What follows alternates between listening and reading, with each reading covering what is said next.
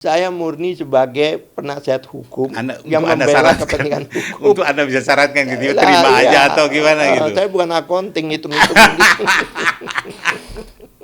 Dan Sekarang apalagi saya disuruh mengira nggak bisa. Sekarang ini orang udah bicara angka-angka. Lah iya. Soalnya isu di sini dari meja ini. Saya juga tidak mengatakan bahwa orang-orang yang dikatakan tadi itu Iya. menerima.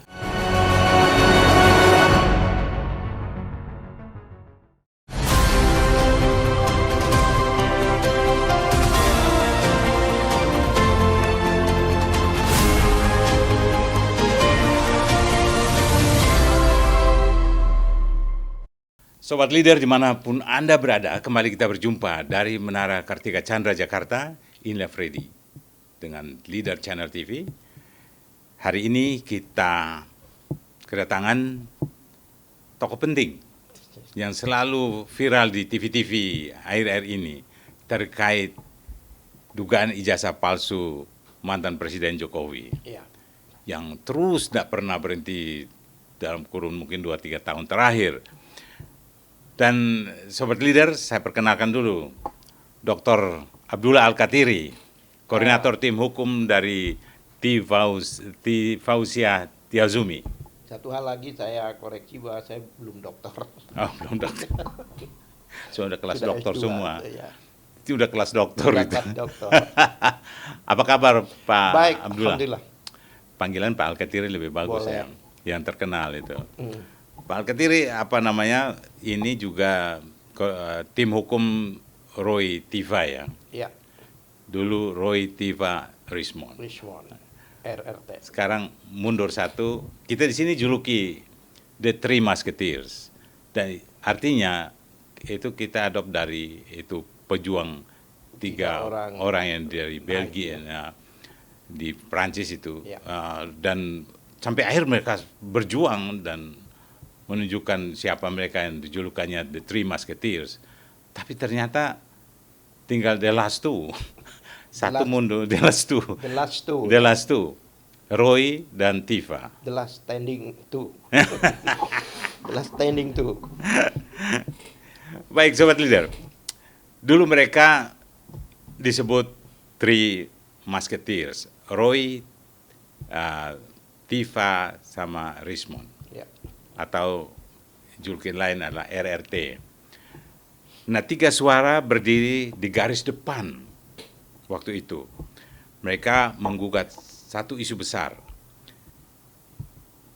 kebenaran yang diperjuangkan. Betul. Yang kita tahu ya.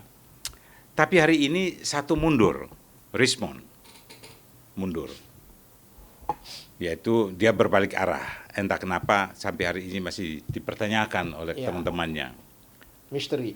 Sebagai bagian dari misteri ya. Yang tersisa 2 orang nih Pak Al-Katiri. Dan satu pertanyaan besar yang belum terjawab. Apakah ini berjuang mencari kebenaran atau semacam overclaim? Pertanyaan pertama saya nih, kepada Pak Al-Katiri. Sebenarnya yang dilakukan khususnya klien kami ya, Dr. Tiva, itu adalah perjuangan untuk mencari kebenaran. Ya kan, karena sebenarnya dia tidak ada kepentingan pribadi. Itu jelaskan. Jadi beliau itu kan benar-benar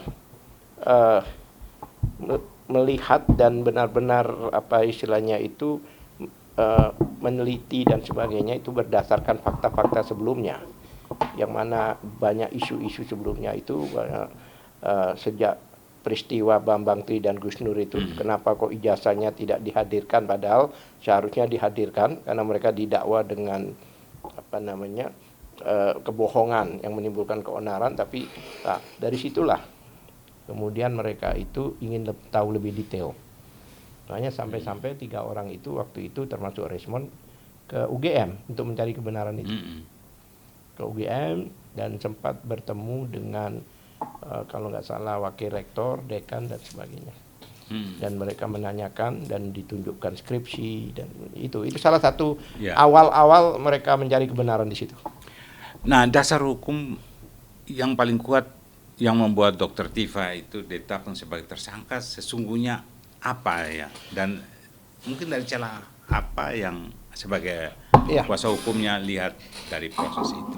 saya juga sampai sekarang masih belum menemukan ya dasar hukum apa atau dasar atau pasal-pasal apa yang diterapkan yang sebenarnya sesuai dengan perbuatan mereka itu, unsur-unsurnya dan sebagainya. Karena kan faktanya kan mereka dilaporkan kembali. Kenapa saya katakan dilaporkan kembali? Sebelumnya kan ada laporan masyarakat dari TPUA itu ke Bareskrim, ya kan, yang melaporkan peristiwa. Karena TPUA itu adalah grup lawyer ya, tim pembela apa namanya aktivis dan ulama itu. Ya. Itu grup lawyer yang waktu itu membela 2 orang ini yang dihukum 6 tahun ini. Nah, mereka bikin pengaduan ke Bareskrim kan, Bareskrim, Dumas ya istilahnya, dia mau pengaduan. Mereka fakta-fakta yang ada itu disampaikan ke Bareskrim itu, yang mana mereka sebenarnya melapor tapi dibelokkan ke pengaduan, tapi tidak ada masalah. Bahkan saya heran juga mereka juga tidak ngomong pasal loh, hanya peristiwa aja. Tapi waktu gelar perkara kemarin, yang mengatakan dia melanggar pasal 26, 263, 264 itu dari apa namanya? Untuk dari Dr. Tifa kepolisian ya? sendiri. Untuk bukan sebelumnya. Oh. Peristiwa itu sebelumnya. Oh. Ya kan? Oleh sebab itu kan kami selalu mengangkat masalah itu karena sudah ada laporan lebih dulu dan itu pidana umum bukan delik aduan. Yang mana pada laporan lebih dulu tiba-tiba dilaporkanlah ke Polda dengan katakan apa namanya pencemaran nama baik dan sebagainya, ada ujaran kebencian dan sebagainya gitu.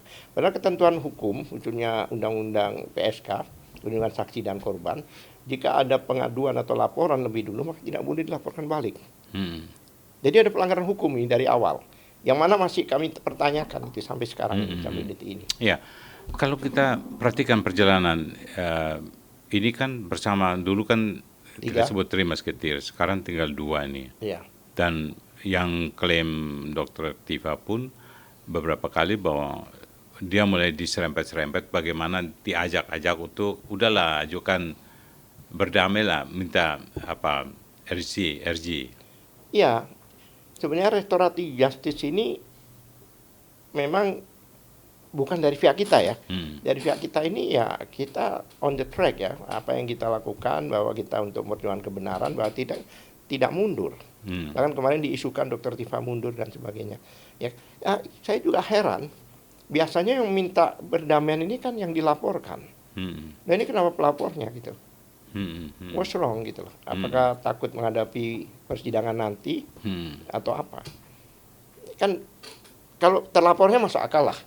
Ini pelapornya. Ya. Jadi memperjuangkan kebenaran tuh rapuh ya. Ya. Padahal ya kan begini. dulu pernah Prof. Setap itu dia bilang kebenaran itu berjalan lambat, tapi dia akan sampai pada waktunya. Ya. Nah, memang agak di dalam perjalanan itu banyak liku-liku yang menarik untuk kembali untuk menerima saja. Iya.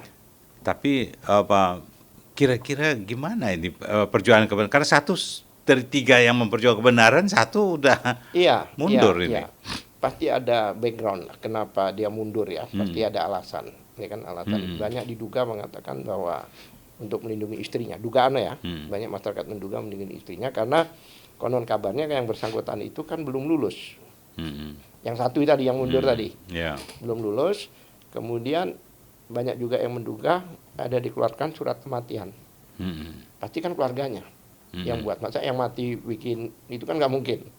Nah, itu mungkin. Sampai hari ini ada tawar-tawarin ke Dr. Tifa atau ke pengacara? Kalau tawar menurut Dr. Tifa. Ke pengacara mungkin? Saya di yang lawyer-lawyer lain katanya demikian. Pak Ketiri pernah ditelepon atau? Saya ya tidak berbicara soal the real ya, tapi ya pendekatan itu ada.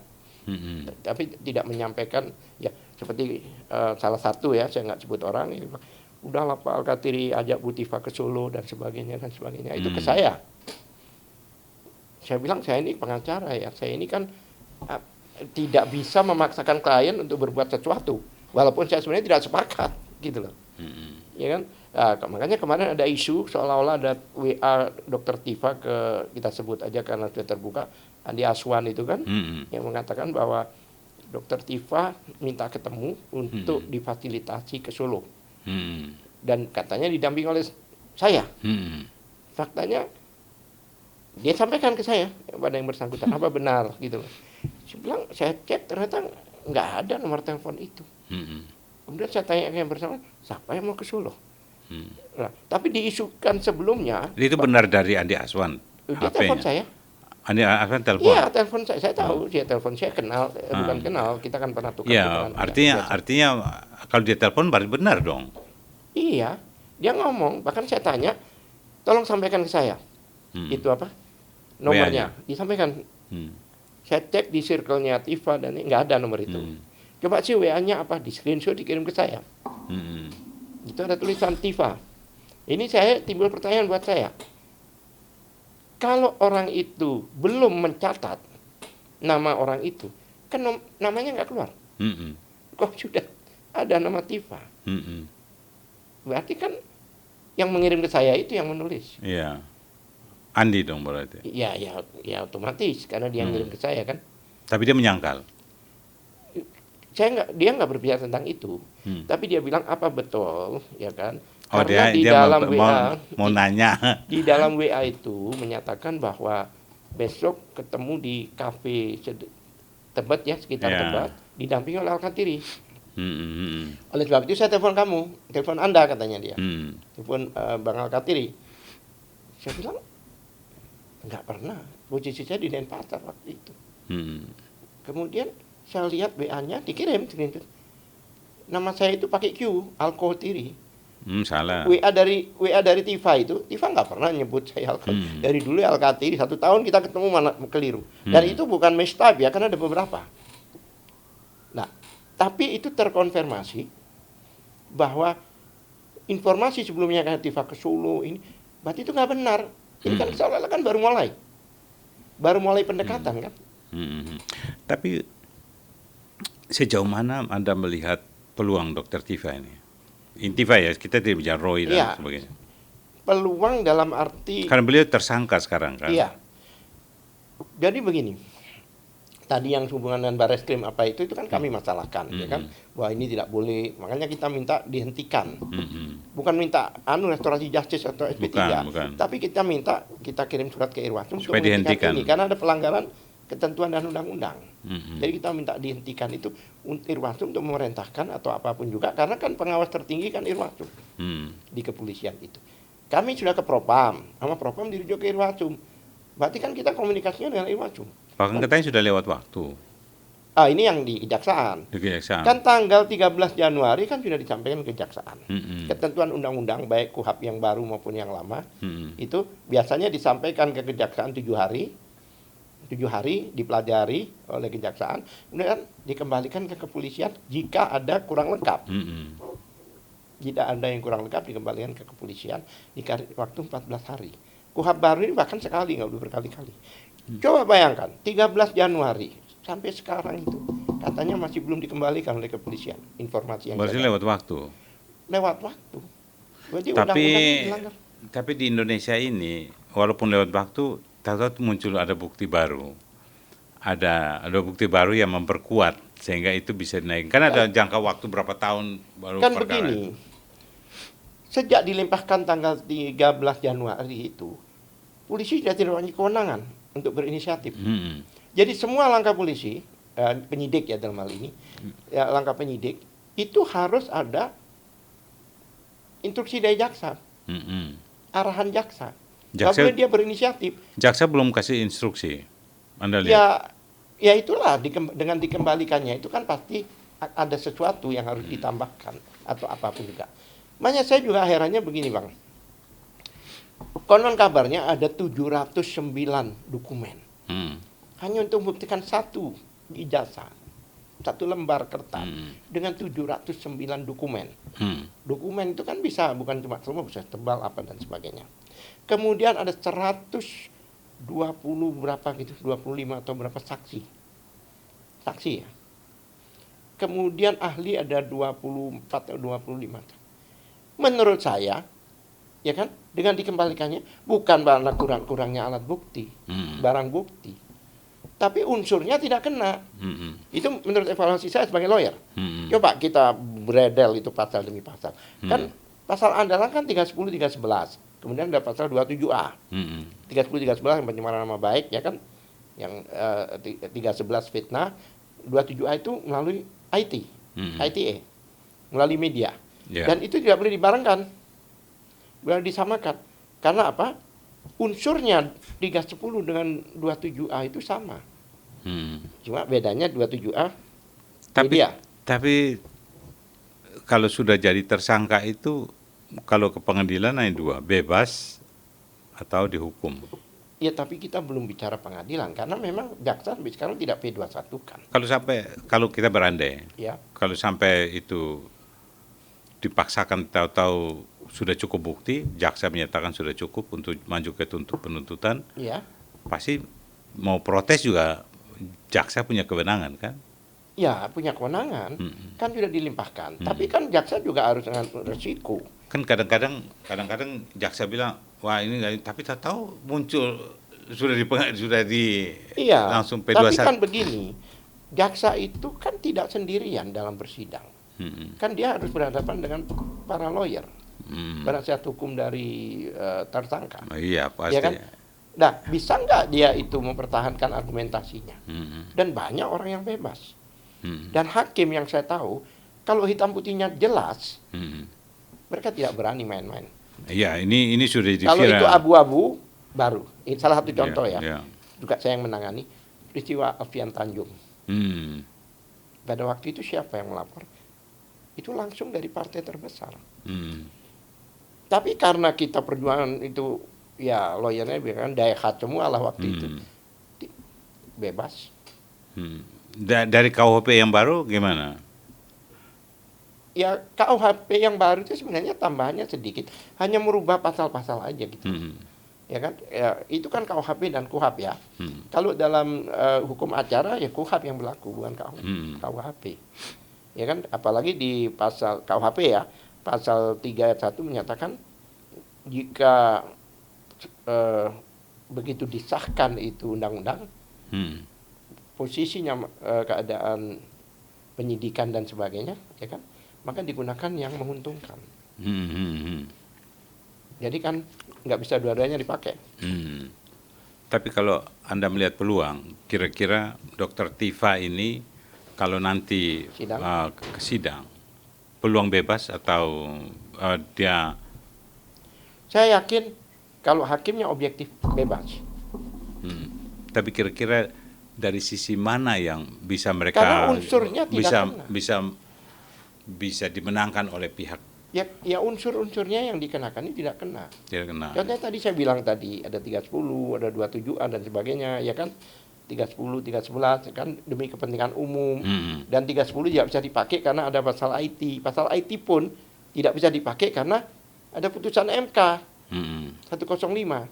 Jadi jika yang dikoreksi atau dikritik itu pejabat negara, maka tidak boleh melaporkan. Tifa ini kan bagian dari civil society yang kritis. Ya. Dan dia pendekatannya kan saintis. Dia seorang neurolog.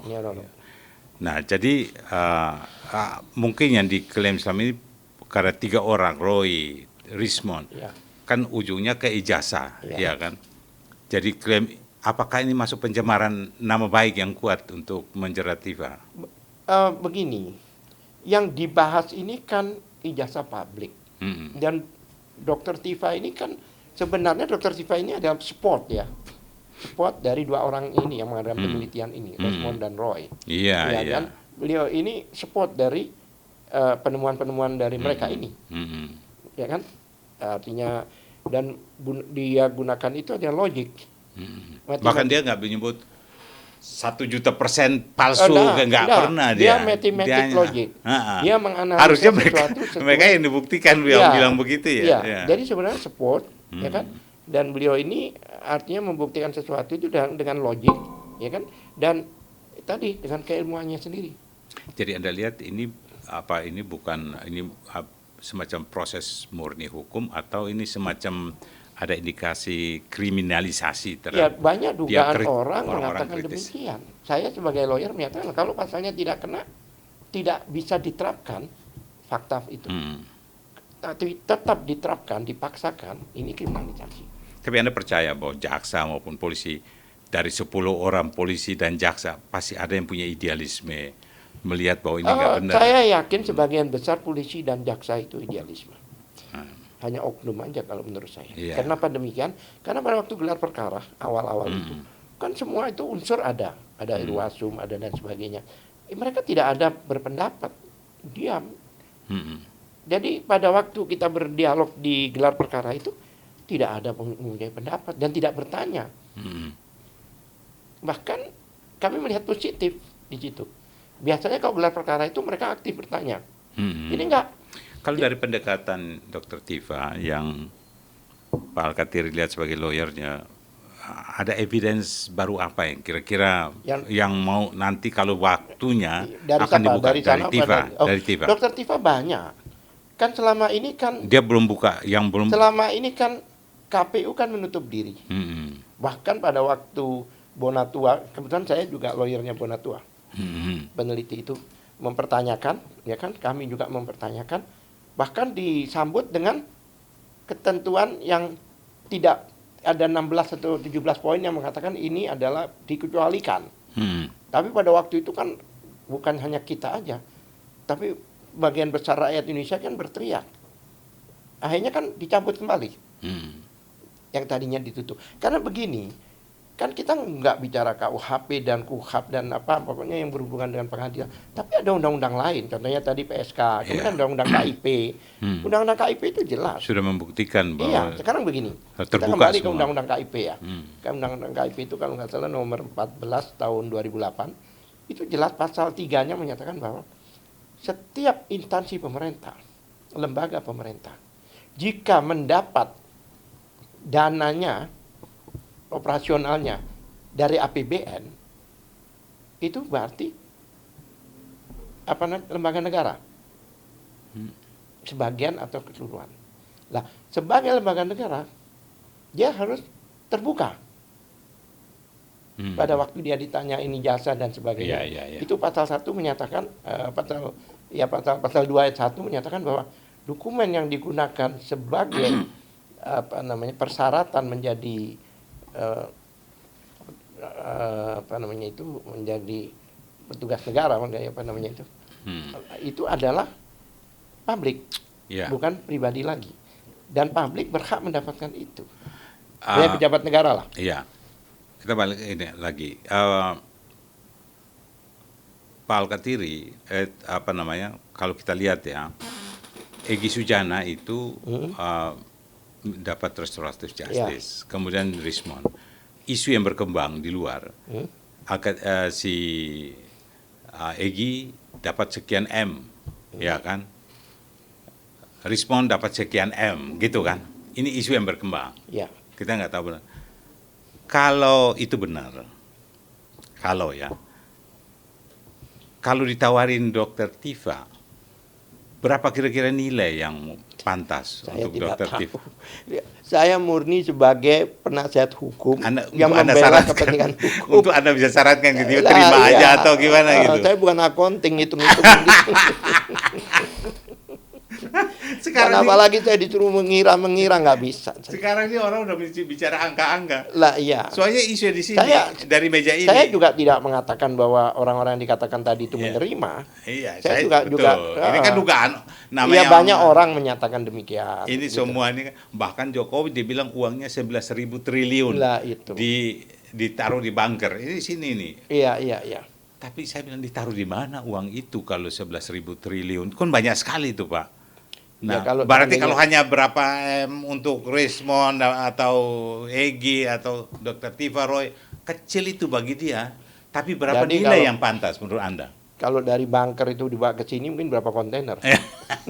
Tapi menurut Anda nggak bisa sebut ya berapa nilai yang pantas itu ini? Satu, saya bukan cenayang ya, saya bukan dukun, saya tidak bisa memprediksi itu. Dan soal penawaran untuk restorasi itu memang ada. Tapi apakah itu melibatkan angka-angka, saya tidak tahu. Dari perspektif Pak Alkatiri, saya tahu Pak Alkatiri ini kan lawyer cukup lama dan senior. Kita nonton di TV wah sekarang no viral no justice, No jadi justice. Anda mesti viralkan dulu. Kasus besar apa sih yang pernah Pak Alkatiri tangani di Republik yang menjadi Banyak. Saya ini sebenarnya pengacara Muslim, Pak. Mm-mm. Bahkan saya ini Ketua Umum Ikatan Advokat Muslim Indonesia. Ya tahu. Hampir 90% kriminalisasi ulama waktu itu kami turun. Berhasil nggak? Ya rata-rata minimal Berapa? mengurangi hukuman. Mengurangi Hukuman, bahkan kita stop di penyidikan itu sering. sering. Beberapa ustadz. Perkara besar apa yang Ya pernah besar datang? ini yang dimaksud orangnya yang kita belain apa? Atau perusahaan atau Oh, korporasi? kalau perusahaan itu lain, itu kan perdata Pernah, biasanya. besar, Iya, pernah besar. kasus apa? Iya. Ya kripto pernah, Oh kripto. ya yang kemarin ramai itu. Oh Yang itu salah satu kriminal ketuanya. itu saya pengacaranya gitu. Berhasil. Ya so far ya berhasil sebenarnya, tapi kan Oke. ada pendekatan-pendekatan yang di luar hukum yang dilakukan oleh ya oknum itu, sehingga ya membuat mereka menyerah gitu loh. Jadi bukan karena pembelaannya, kalau pembelaannya udah maksimal. Pembelaannya udah maksimal. Ya, Anda membela untuk mengurangi hukum, bukan membebaskan, begitu. Banyak yang bebas. Tapi kalau bebas bersyukur ya. 2017 ya kan ada 13 perkara bebas murni. Kan ada Termasuk yang ada pengacara begini. Bagaimana dia membela pengacara itu, bagaimana bayar supaya atau melakukan dengan cara negosiasi 86 supaya bebas gitu ya. Saya bukan tipe yang seperti itu. Dan saya yakin Kejaksaan dan Mabes tahu persis siapa saya. Sehingga mereka kebanyakan kalau mau memisahkan saya dengan mereka itu bukan ke saya. Tapi kliennya suruh mencabut. Itu banyak. Udah di tengah jalan dicabut, bingung juga kenapa. Baik. Gimana Anda melihat langkah Rismon di Pak Alkatiri? Rismon ini yang saya bukannya restorasi justice. Saya bukannya mengatakan dia hebat, bahkan saya melihat dia itu prihatin gitu loh. Iya. Yang dilakukan oleh dia. Ya faktanya apa yang sekarang dihadapi kan, itu kan hujatan di mana-mana, dan ini rencananya ada banyak gugatan dari customer dengan buyer yang membeli bukunya dia. Ini kan sudah 2-3 kalau nggak salah udah masuk. Yang mana yang di brand Endgame itu kan banyak sekarang ini. Ada sudah 3-4 orang saya yang melaporkan. Ini bakal banyak. Bagaimana mundurnya Rismon itu apakah melemahkan posisi Tiva? Kami yakin kami kuat. On the track, secara hukum ya. Di luar itu kami tidak tahu. Tapi kalau secara hukum, we do our best. Kita akan lakukan terbaik untuk pembelaan Tiva dan Roy Suryo.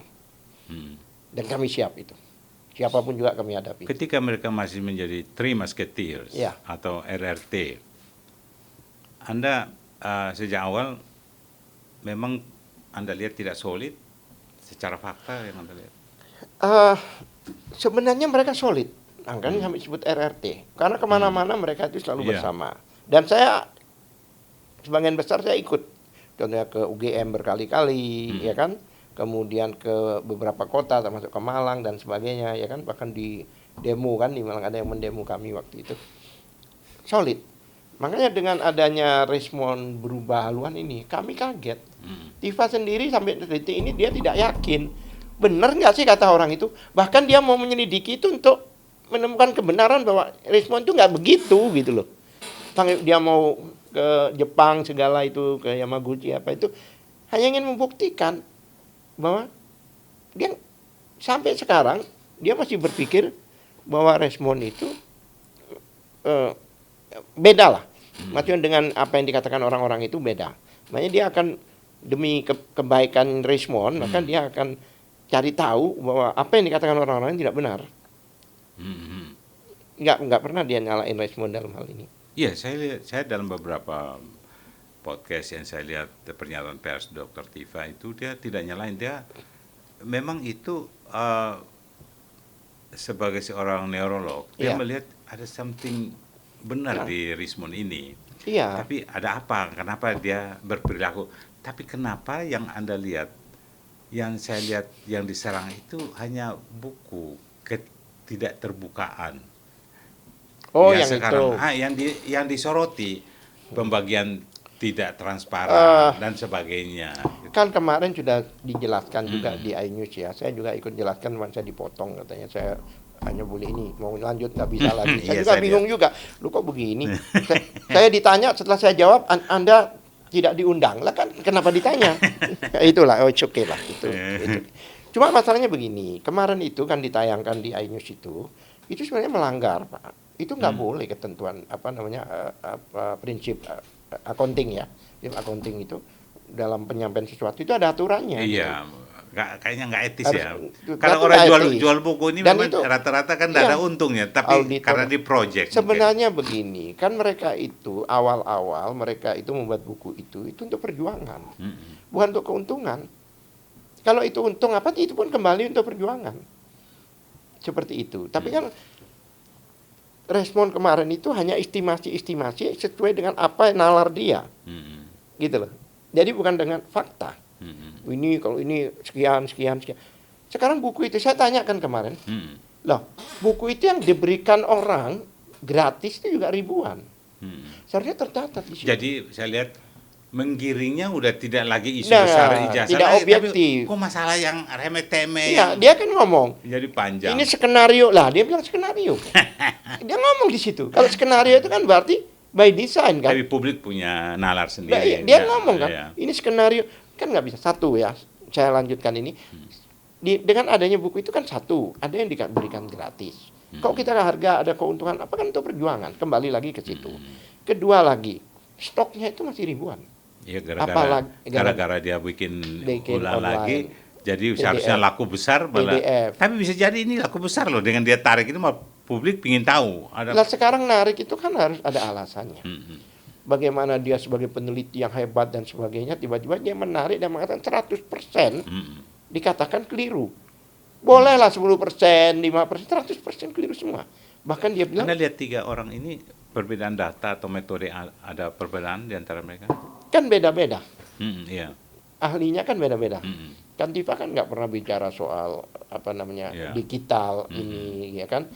Dia dari Ya, saintis, dia narasi. Dia sekarang ini ngumpulkan ada 6 atau 7 ijazah yang beda-beda. Pernah kan disarankan Jokowi harus bagaimana istirahat karena ya sudah tampak dia dari selalu wajah. sampaikan itu, ya kan? Sampaikan itu. Tapi bahwa dia sebagai seorang dokter. lawannya dari Di balik dengan adanya kalau saya memang diminta bantuan saya akan bantu. Iya, betul. Itu dinarasikan seolah-olah mau merapat. Iya. Padahal mau membantu. Nah kemarin itu kan beliau akhir-akhir puasa itu kan nggak muncul kan, karena beliau fokus waktu itu, ya kan? Fokus dengan puasanya dan sebagainya. Bahkan dia telepon saya, Pak Kartini nanti habis raya kita konferensi pers ya. Dia telepon konferensi pers untuk mengklarifikasi faktanya dia lakukan. Ya. Kalau dia memang mempunyai etikat jelek dan sebagainya, dia nggak mungkin bikin konferensi pers. Iya kan? Pak Lawyer, apakah nanti langkah konkret dari tim hukum ini menyerang balik atau bertahan? Ya sekarang kita kembalikan ke jaksa. Kalau jaksa itu fair, ya kan, sudah melebihi ketentuan, memiliki undang-undang dilanggar dan sebagainya, itu termasuk melanggar undang. Kalau undang-undang sudah mengatur, ya kan, itu tidak bisa dikatakan diskresi. Yang tadi udah biasa itu kan diskresi. Diskresi itu boleh jika tidak diatur. Kalau diatur undang-undang nggak bisa pakai diskresi. Ini satu-satunya jalan harus dikembalikan lagi. Kalau seandainya balik dikembalikan lagi, SPDP-nya itu harus dikembalikan. Sampai kapan dia harus hanya bolak-balik digantung sekarang lalu yang media terus menggoreng terus. Yang sibuk kan bukan kita. Bedanya ya. Ada misi apa kira-kira ini? Ada mencari bagaimana menjaga rating apa? Enggak. Saya bicara jaksa ya. Jaksa itu masih objektif. Sekarang bola di tangan jaksa. Dan dia melihat secara objektif bahwa ini nggak bisa kalau ini dibawa ke. Ini menurut saya ya. Bayangkan 709 bukti, ratusan, masih dikatakan kurang. Mesti cari lagi. Enggak, artinya kalau seandainya itu dasarnya adalah pembuktian logiknya atau kesaksian. Berarti bukan itu. Nah, ini masalahnya apa? Bahwa pasal-pasal yang diterapkan itu tidak bisa diterapkan. Jadi terlalu gegabah menurut saya menggunakan pasal-pasal itu. Terus ada beberapa orang juga ikut melaporkan dan sebagainya yang tidak punya kepentingan. Ada ide baru nggak kira-kira dari tim lawyer itu? Hanya main di seputar polisi, jaksa, pengadilan nanti apakah jadi apa enggak? kemarin Apakah ada upaya misalnya membawa kasus ini ke semacam pengadilan terbuka pra-peradilan. atau untuk menguji kebenarannya? Pengadilan terbuka itu mungkin ada pengadilan rakyat atau pengadilan apa gitu yang Itu mungkin kelompok-kelompok lain ya. Hmm. Kami ini kan ilmuwan, peneliti. Kami nggak bukan mainan kami lah itu, gitulah. Tapi kalau ada kelompok-kelompok lain, artinya orang-orang yang juga merasa Karena bahwa ini orang negara ini dimainin. Betul. Contohnya sekarang, itu kan para jenderal lagi ngajukan gugatan citizen lawsuit. Iya, lawsuit, Iya kan? ke Itu kan Jakarta mereka Selatan.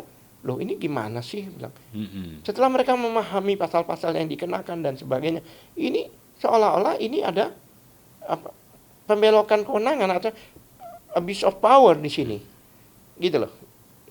Bagaimana orang pasal tidak bisa diterapkan tapi dipaksakan, ya kan? Ada ketentuan loh sekarang di KUHP baru itu yang mengatakan bahwa pasal 23 ayat 7 itu, Yeah. jika penyidik itu berbelok dari kewenangannya, tidak sesuai dengan tupoksinya, maka bisa dibawa ke etik, Oh sanksi iya, administratif, semua bahkan pidana. betul. Lah ini kalau Mereka terbukti, juga sangat hati-hati itu. lah kalau ini terbukti bahwa ini memang ada belok dari kewenangannya ya, tidak sesuai dengan kewenangannya dan sebagainya, dan apalagi ada pengkondisian seandainya, ya siap-siap aja kita gugat balik. Walaupun mereka itu adalah penegak hukum juga ya, tapi kalau memang mereka buat kesalahan, tidak ada di Indonesia ini kan sesuai undang-undang dan konstitusi tidak ada orang yang Ya. kebal hukum. Pak Alkatiri, memang kita tahu bahwa Anda yakin kalaupun nanti walaupun masih berputar-putar tapi sampai ke pengadilan pasti Tiva bebas, ya kan? Ya. Itu keyakinan. Saya yakin Tapi berdasarkan keilmuan saya. ya, kalau itu bebas, Anda melihat apakah ini ada semacam presiden untuk semacam menemukan hukum baru dari kasus ini untuk case-case Ya, berikutnya? sekarang gini, kalau memang ini ada pembelokan seandainya ya, pembelokan atau tidak sesuai ketentuan, ya Supaya mereka, tidak semacam kayak begini. ya mereka panjang. harus merevisi dong. Iya. Mereka harus reformasi lah. Mm-mm. Ya kan, reformasi ini bukan hanya kepolisian. Kan teori namanya sebuah grand teori yang kita kutip itu udah lama banget. Ini sebenarnya menemukan teori baru dalam penegakan hukum, Sekarang- politik, segala macam. Sekarang saya tanya, pembuktian ijazah itu kalau bahasa agamanya ainul yakin. Itu Iya. pembuktian mata, Iya. bukan pembuktian telinga. Nah, betul. Selama ini UGM tidak menunjukkan untuk dibuktikan dengan mata, Iya, selalu dengan narasi, betul. seolah-olah itu konsumsi telinga, Mm-mm. ya kan? Terus kata-kata lagi, contohnya banyak orang katakan, saya naik motor, tangkap, mana SIM-nya? Tanya aja yang buat, nggak masuk akal, ya kan? Tanya aja di database kepolisian, kan nggak masuk akal. Ya tunjukkan, terbuka, undang orang-orang ahli-ahlinya, ya kan? Di situ nanti akan kelihatan. Iya. Kalau misalnya kita berandai tadi ini, Ya, tadi kalau bebas kita berharap ada Ya. pembenahan hukum baru di Indonesia terkait Iya. kasus model-model semacam Harus misalnya diperbaiki. presiden. Ya. Tapi kalau dia Tiva dan teman-teman ini kalah atau Iya. tidak bebas, ini seandainya ya. ya seandainya, Karena saya tidak yakin kita akan Ya. kalah. apakah dampak bagi kredibilitas gerakan kritik intelektual di Indonesia? Kan peristiwa ini kan bukan cuma kami yang dalam circle aja yang berpendapat, yang menilai. Masyarakat Indonesia kan semuanya menilai. Bedanya ya dengan kelompok-kelompok mereka, ya kan, yang kelompok mereka itu yang berbicara tentang ini yang hanya circle mereka aja. Tapi kalau kami ada pejabat, Ya. ada begini, tunjukkan dong, ini harus disidang dulu, tunjukkan aslinya dulu dan sebagainya. Itu kan itu suara itu, Karena gaung itu sudah dikhawatirkan. ya artinya kan rakyat kan akan Ya. melihat Ya, ya. bagaimana penegakan hukum di Indonesia. Mm-mm. Ya kan? Apakah benar-benar sesuai dengan ketentuan due process of law apa? Ya contohnya sekarang ini contohnya apa ini? Restorasi justice ini. Mm-mm. Itu kan pasal 79 di KUHP itu sendiri mengatakan bahwa ada mekanisme. Iya. Satu, harus ada perdamaian. Harus ada maaf-memaaf. Dibuktikan di Restore itu kan artinya mengembalikan. Hmm. Contohnya kalau peristiwa ini hanya gara-gara pengerusakan rumah contohnya, dia harus mengembalikan. Kalau kesehatan, mengembalikan biaya kesehatan. Ya. Ya, kemudian di pasal 4-nya itu mengatakan sebelum restorasi justice kan ujungnya nanti SP3, surat perintah pemerintah. Ya, sebelum ke SP3 itu ada namanya pencabutan laporan. Ya, ini yang digaungkan selama ini. Apakah prosesnya benar, Pak? Karena saya lihat dari Pak Egy Sujana, Terminal Rismond, mereka ke Solo, ya nggak tahu pernyataan di luar kan minta maaf lalu dapat polisi mengeluarkan restoratif justice. Ya. Tidak ada ngomong bla-bla-bla kayak seperti Anda sampaikan itu harus ada proses yang jelas. Kan harusnya tapi tiba-tiba keluar. Jadi orang yang berpikir, oh hanya datang ke Solo aja, nanti keluar SP3, restorasi justice. Ya. Kok bukankah itu terjadi harus Ya, artinya bukan secara aturan yang ada gitu loh. Sebenarnya yang namanya restorasi justice itu yang punya peranan penting untuk pelaksanaannya itu ada kepolisian. Seharusnya semua itu dilaksanakan di kepolisian. Iya, bukan di sana. Di ya rumah. Kan? Iya kan? Apakah ini presiden, mantan presiden mungkin? Apapun juga, kan di dalam hukum di Indonesia ini kan equality before the law kan. Jadi semua itu diperlakukan hal yang sama. Tidak boleh dibedakan dalam penegakan hukum.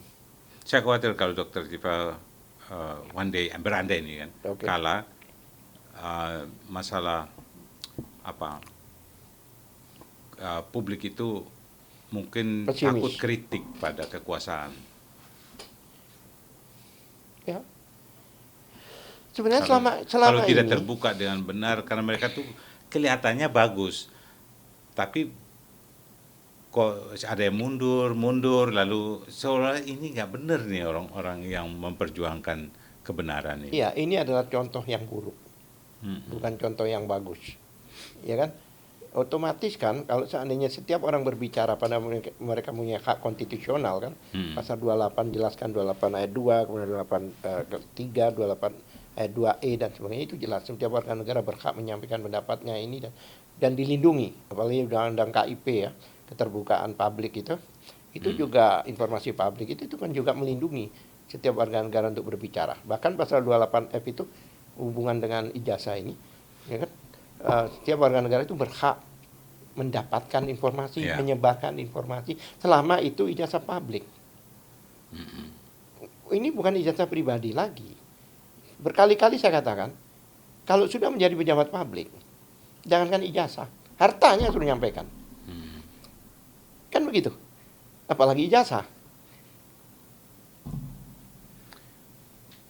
Bang, kita masuk di sisi akhir nih. Boleh. Saya tuh kadang-kadang berpikir begini. Ini Tiffany luar biasa, dia seorang diri dan dia tidak pernah merasa terintimidasi. Ya, dia santai dan lawan pun Rismond yang semacam mundur pun dia tetap menghormati karya-karya Rismond. Tapi saya ingin menyampaikan sesuatu bahwa kalau nanti kelak ya, ini perjuangan kan belum. Sejarah akan mencatat kasus ini. Ya. Dr. Tiva akan dikenang sebagai pejuang kebenaran. Reformasi. Atau sebagai contoh bagaimana opini bisa kalah oleh fakta. Kalau kita bicara sejarah itu kan bicara fakta kebenaran. Nggak mungkin fakta tidak benaran. Lah, karena fakta yang dibuat-buat, fakta rekayasa kan bisa. Tapi kan selama ini kan sudah bahkan membuat buku dan dikatakan bahwa buku ini bisa dijadikan buku, ditaruh di arsip nasional sebagai pegangan untuk anak-anak masa depan dan sebagainya untuk memahami, ya kan. Saya rasa dia akan dikenang kalau memang, ya saya tidak mengharapkan ya, akan dikenang sebagai, ya pada suatu saat kan akan mengatakan bahwa ada pejuang wanita dan sebagainya gini, ya kan. Seperti ada R.A. Kartini dan sebagainya, itu kan peristiwanya kan karena keberaniannya, karena dia berani mereformasi dan sebagainya. Ini kan suatu peristiwa hukum, suatu peristiwa nasional yang berbicara tentang mantan presiden, ya kan, yang diduga menggunakan ijazah yang tidak asli. Anda setuju kalau memang ijazah itu seperti Yusuf Kala bilang, kalau benar dan semua tokoh besar tunjukkan aja? Ya logikanya kan demikian. Karena ini sudah menjadi isu nasional. Kenapa KPU tidak mudah untuk terbuka, harus masuk persidangan dulu baru terbuka dan sebagainya. Ya kan? Itu kan diantaranya. Dan peristiwa ini kan sejak di Solo. Ya, kalau sesuatu yang benar, ya dibuka. Contohnya Obama. Obama kan jelas. Pada waktu dia diduga diragukan kewarganegaranya, ya kan? Dia tunjukkan, dia punya certificate of birth-nya dia kan, ditunjukkan kewarganegara Amerika, selain di Amerika. Pengadilan kan itu semacam legal proof, Ya. ya kan, suatu perjuangan mencari kebenaran hukum, ya, keadilan hukum. Tapi kalau itu yang dipakai, Anda lihat ada apa di balik bahwa nanti di pengadilan aja? Pak Jokowi juga bilang nanti kita buktikan di pengadilan. Anda Sekarang mau bilang apa? Tidak konsekuen menurut kami. Karena pada waktu Bambang Tri dan Gus Nur, ya kan itu kan pidana. Siapa yang buktikan, dia harus mendalilkan, kan begitu. Mereka itu kan didakwa dengan kebohongan yang menimbulkan keonaran. Kalau seseorang dikatakan bohong, dia kan harus tunjukkan fakta tidak bohongnya. Tapi itu tidak ditunjukkan. Jadi kalau dikatakan, kenapa pada waktu itu? Bayangkan dengan disembunyikan tidak terbukanya ijazah ini, 2 warga negara dihukum 6 tahun hanya gara-gara ini. Ini dampaknya bukan tiba-tiba ngapain sih? Ada sejarah. Dari situlah kita mulai. Walaupun sebelumnya memang banyak orang menduga demikian. Tapi fakta pada saat kenapa dia tidak menunjukkan ijazahnya? Dan jaksa kenapa menyidangkan itu? Sekarang kan pengadilan di media massa. Iya. Pengadilan itu trial by jadi pengadilan di tengah dilakukan, dimediakan oleh media massa ini kan. Iya. Anda juga sering ikut. Iya. Kira-kira ada mau dibawa kemana itu? Ya memang ini murni hukum apa ini satu permainan untuk satu target jangka Sekarang panjang? begini, kalau hanya untuk kepentingan media massa, itu adalah kerugian besar untuk lembaga-lembaga seperti kejaksaan dan sebagainya. Dengan dia melanggar ketentuan, melanggar ini hanya untuk kepentingan media massa. Ini sebenarnya oke lah, gitu. Tapi sebenarnya ada sesuatu yang kenapa sih jaksa kok nggak B21 kan? Kenapa sih jaksa polisi tidak mengembalikan? Itu kan perlu dipertanyakan. Mereka itu kan juga penegak hukum. Kalau hanya untuk kepentingan pers, dia rela untuk dihujat, rela untuk dikritik, yaitu sesuatu yang mahal lah buat mereka. Saya minta Anda satu statement terakhir, 1 menit aja. Apa aja yang Anda ingin sampaikan dalam kasus Tifaro ini? Ya, saya bilang be professional buat mereka itu. Kalau memang ini tidak terbukti, unsurnya tidak kena, ya sudah, hentikan. Balikin ke kepolisian. Biasanya kalau dari kejaksaan itu SPDP-nya dikembaliin, ya kan? Bahwa penyidik tidak berhasil untuk melengkapi apa yang arahan jaksa, petunjuk jaksa. Ya SP3. Kalau dikembalikan ke sana. Karena yang tetap sebenarnya ini selama belum P21 itu yang menguasai dan mempunyai kewenangan untuk menghentikan dan sebagainya. Itu adalah penyidik. Dan itu harus arahan dari kejaksaan. Kalau memang tidak ditemukan, dikembalikan dong. Tidak terbukti. Seperti itu. Oke, thank you very much. You are welcome. Sobat Leaders, kita sedang bicara the last two dari Three Musketeers. Iya. Roy, Tifa, Rismond. Sekarang tinggal Roy dan Tifa. Di sini kita baru saja berbincang dengan tim lawyernya, ketua tim lawyer dari Dr. Tifa, Abdullah Al-Katiri, sarjana hukum, Master of Law. Luar biasa. Dan Sobat Leader memang bicara tentang kebenaran.